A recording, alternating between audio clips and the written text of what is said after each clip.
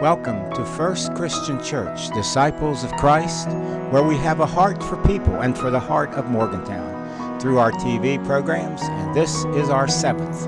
We want to share the church in its four phases of music, message, ministry, and Morgantown. Today our choir sings an anthem, and we highlight a saint of the church, William H. T.P. Kendrick.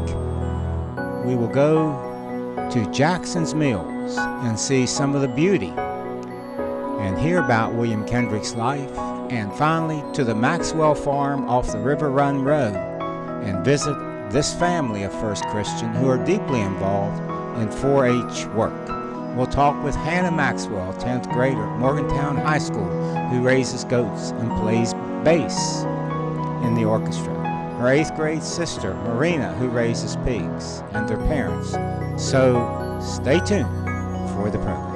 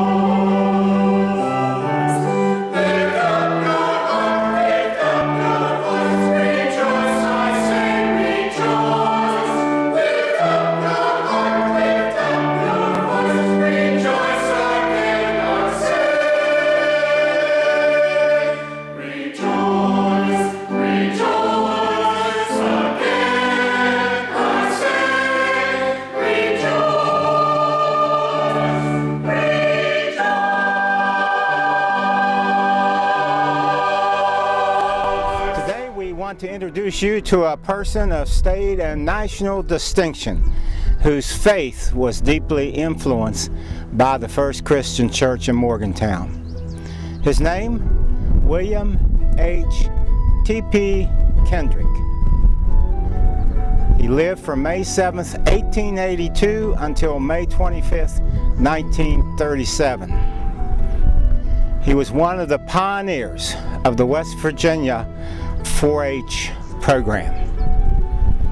We want to share his life and the influence that the local church had on him in his theology, in his values, in his character, and in his development, and in his contribution to society. It is my contention that the local church, when it is doing its job, is producing young men and young women to make substantial contributions in society for the sake of humanity because of the belief in God and of the Saviorhood of Jesus Christ.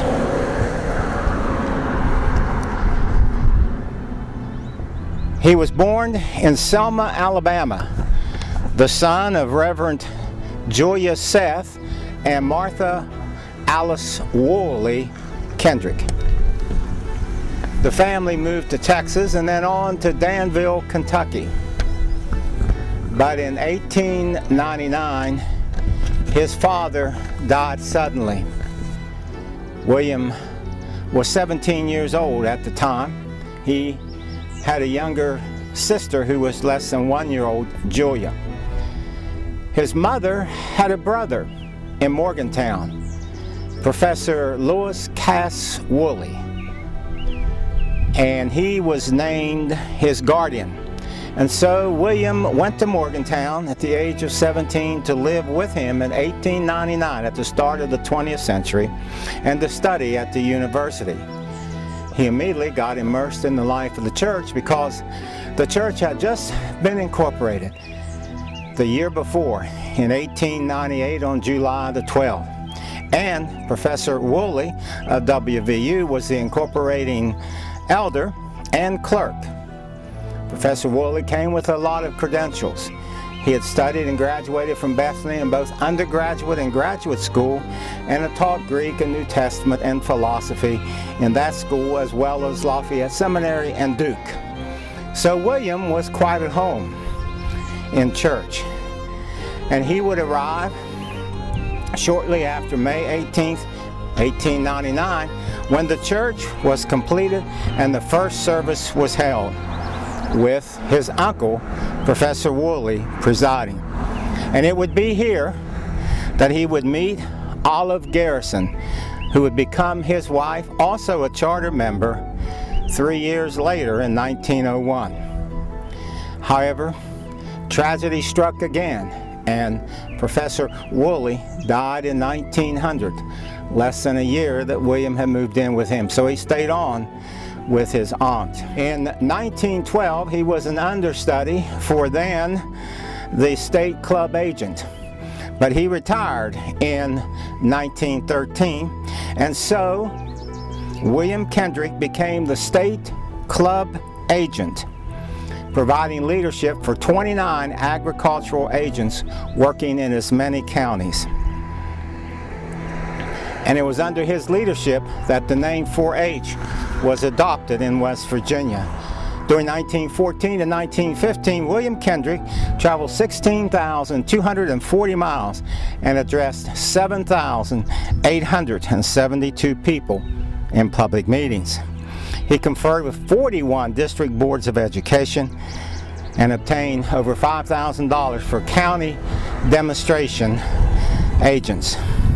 He visited the first county 4-H camp in Randolph County in West Virginia.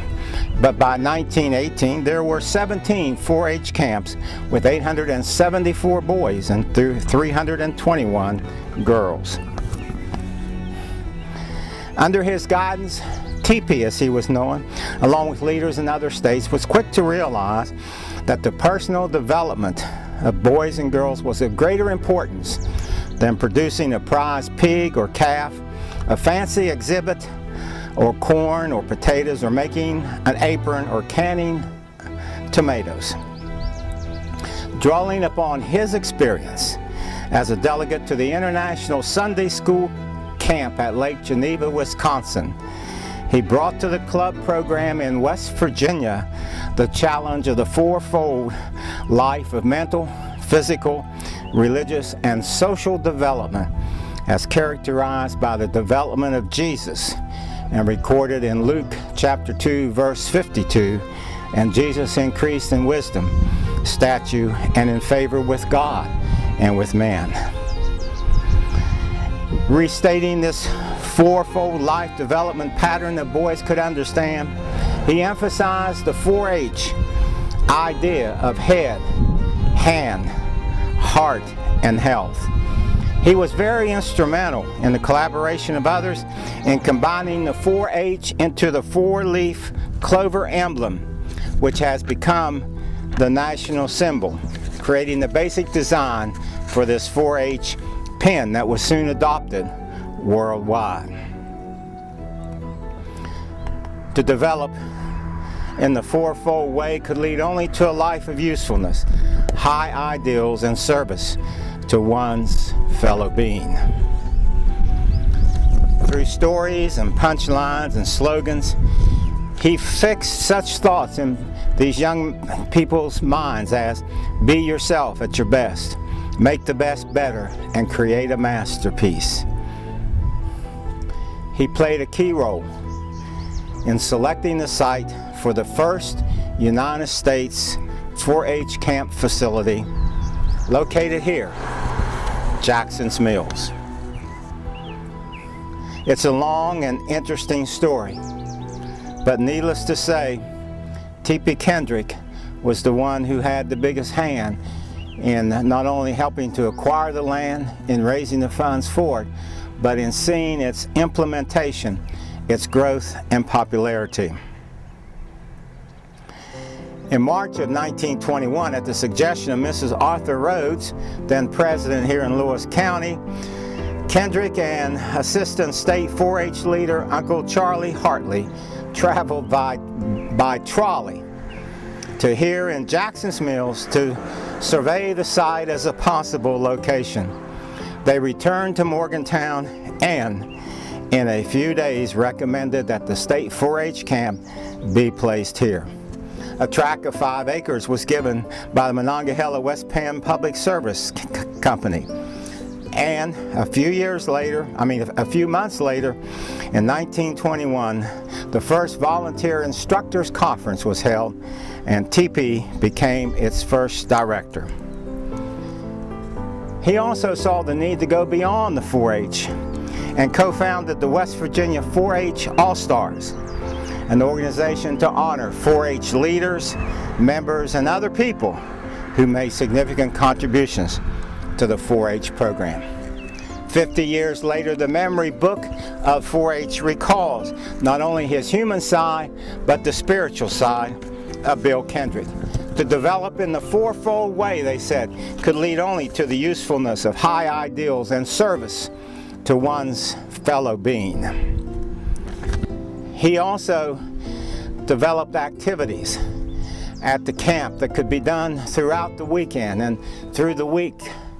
Another type of recognition was the bestowing of an Indian name that emphasized some worthy attainment of character of development.